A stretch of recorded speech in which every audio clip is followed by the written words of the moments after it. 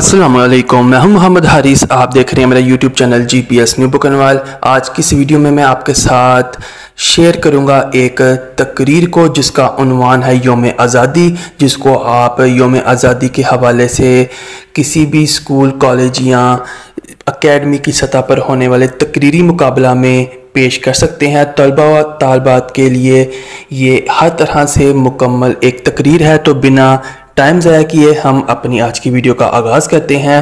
उन्वान है यौम आज़ादी, उर्दू में है ये तकरीर। आएँ शुरू करते हैं।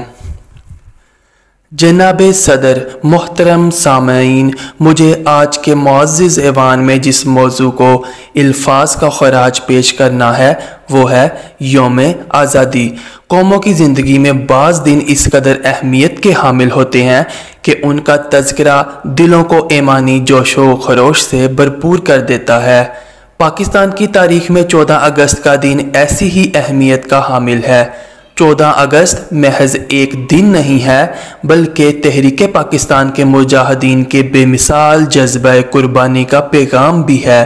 इस दिन की तारीखी अज़मत के पेश नज़र आज वतन अज़ीज़ के हर शहर और कस्बे में खुशी और मसरत का जश्न मनाया जा रहा है।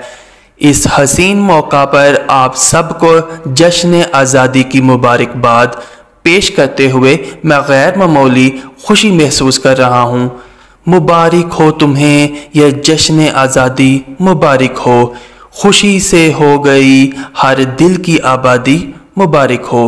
हाज़रीन कराम, यौम आज़ादी का लफ्ज़ ज़ुबान से अदा होते ही तहरीक पाकिस्तान के वलवला अंगेज़ दौर की याद ताज़ा हो जाती है। खुशियों के गुलाब महकने लगते हैं, यादों का काफ़िला सफ़र करने लगता है और फिर वो ज़माना तसव्वुर में उभरने लगता है जब बरसगी के मुसलमान अपने अज़्म व हौसला से अपने मुस्तक़बिल की अमारत तामीर कर रहे थे। वो दौर मुसलमानों के लिए बेपनाह कठिन और मुश्किल था। एक तरफ अंग्रेज़ था जो यहाँ हज़ारों बरस हुकूमत करने के मंसूबे बना रहा था और दूसरी तरफ हिंदू था जो मुसलमानों से अपनी सैकड़ों बरस की गुलामी का बदला चुकाने की सोच रहा था। इनके अलावा ऐसे कम अंदेश मुसलमान भी थे जो नज़रिया इस्लाम से मुँह मोड़कर हिंदू से तावन कर रहे थे। गरज ये कि चारों तरफ मुस्लिम दुश्मनी की तारीकियाँ छाई हुई थीं। इस नाजुक दौर में कायद आज़म मोहम्मद अली जिन्नाह आज़ादी के सूरज की अलामत बनकर उभरे। आज़ादी का वो सूरज जिसने देखते ही देखते ग़ुलामी की तारीकियों का तलिस्म तोड़ दिया और आज़ादी की रोशनी से माहौल जगमगाने लगा। कायद आज़म की क़ियादत बिलाशुबा कुदरत का बहुत बड़ा इनाम थी। वो कायद जिसने बातिल के सामने झुकना नहीं बल्कि झुकाना सीखा था। वो कायद जिसके लोहे ने हर लोहे को काटा और जिसका किरदार सही मानों में मर्द मोमिन का किरदार था। इकबाल का मर्द मोमिन, हर लहजा है मोमिन की नई शान नई आन, किरदार में गुफ्तार में अल्लाह की बुरहान। कायद आज़म ने मिल्लत इस्लामिया की यूं नाखुदाई की कि कौम ने सदियों का फासला बरसों में तय कर लिया और फिर 14 अगस्त 1947 को चश्मे फलक ने ये ईमान अफरोज़ मंजर देखा कि अंग्रेज़ों का इक़्तिदार हुर्फ़े गलत की तरह मिट चुका था और हिंदू साम्राज्य मुसलमान दुश्मनी में नाकाम होकर अपने ज़ख्म चाट रहा था। हमारा महबूब कायद अपने तमाम हरीफों को शिकस्त फाश दे चुका था और दुनिया पाकिस्तान के वजूद को सलाम अकीदत पेश कर रही थी।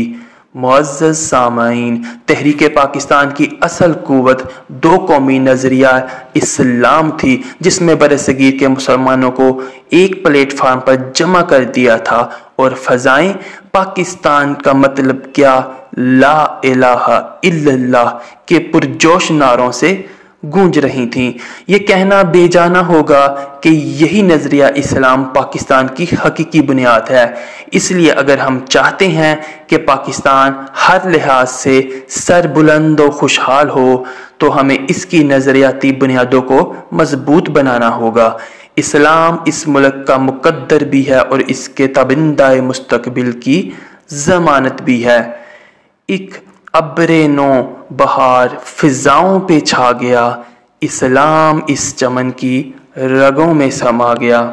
حاضرین کرام، چاہیے تو یہ تھا کہ پاکستان کو شوکت اسلام کا گہوارہ بنایا جاتا، مگر قائد اعظم رحمت اللہ علیہ کی وفات کے بعد ہر حکمران نے اسلام کو اپنے مقصد کے لیے تو استعمال کیا، مگر اسلام کے عملی نفاذ کی جانب ایک قدم بھی آگے نہ بڑھایا۔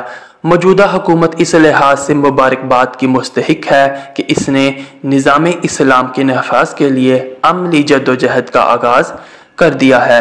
آج چاروں طرف اسلامی نظام کی برکات کے چرچے ہو رہے ہیں اور ہر محب وطن کی یہ آرزو ہے کہ پاکستان اسلامی قوت و شوکت کا قلعہ بن جائے، ایسا مضبوط قلعہ کہ جو دنیا بھر کے مسلمانوں کی امیدوں کا مرکز ہو اور جسے ایک نظر دیکھ کر مسلمانوں کی شوکت رفتہ کے واپس لوٹانے کا یقین آ جائے۔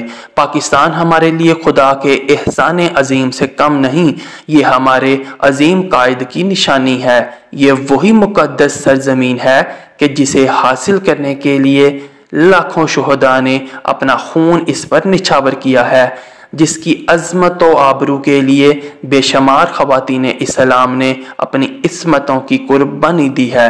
ان شہیدوں کا لہو ہمیں یہ پیغام دے رہا ہے کہ اگر ہمارے احسان کا بدلہ چکانا چاہتے ہو تو پھر اس پاکستان کو مستحکم بنانا ہوگا، جس کے لیے ہم نے اپنے لہو کا نذرانہ پیش کیا تھا۔ محترم حاضرین، آج کے دن قومی پرچم کی سربلندی کو گواہ بنا کر ہمیں یہ سوچنا ہے کہ ہمارا ہر اعزاز پاکستان کے طفیل ہے۔ ہم طالب علم ہیں یا استاد، مزدور ہیں یا صنعت کار، افسر ہیں یا ماتحت شہری ہیں یا دیہاتی، ہماری شان اور آن بان فقط پاکستان کے دم قدم سے قائم ہے۔ اگر ہمارا ملک سلامت ہے تو پھر سب کچھ محفوظ ہے، اور اگر ہمارا ملک خطرات کی زد میں ہے تو پھر ہم بھی محفوظ نہیں ہیں۔